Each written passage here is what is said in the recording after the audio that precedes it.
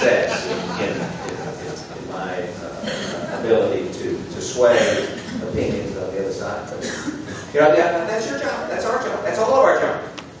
Is to convey to your elected officials what you believe, why you believe it, and why you believe they ought to do what they need to do. We delivered petitions of over 9,000 signatures to both offices a few days ago. Keep going. Yeah. Thank you, Congressman.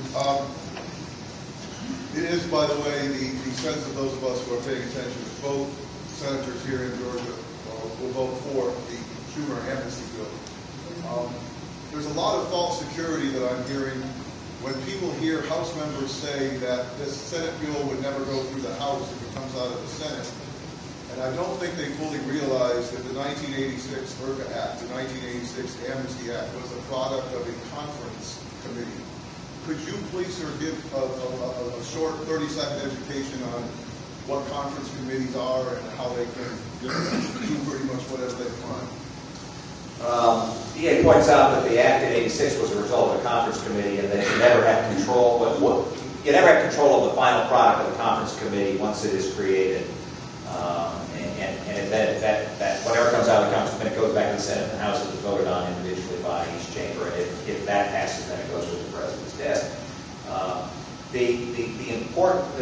We don't do many conference committees anymore. It's amazingly. The dysfunctional Congress is indeed so dysfunctional that the Senate rarely passes anything that relates to what the House passes and vice versa. So you don't get to a conference. Right now we're working on trying to get to a conference on the budget, because the Senate did a budget for the first time in 4 years. We're working on trying to corral the parameters on that.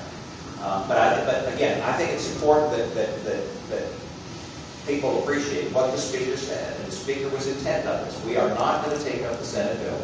We're going to move forward in a step-by-step fashion. Bob Goodlatte, who's the chairman of the Judiciary Committee, understands the gravity of this and the import of this issue, the immigration issue, and that in order to move forward with any type of other kind of reform, we need to make sure that we regain that trust, and he understands that loud and clear.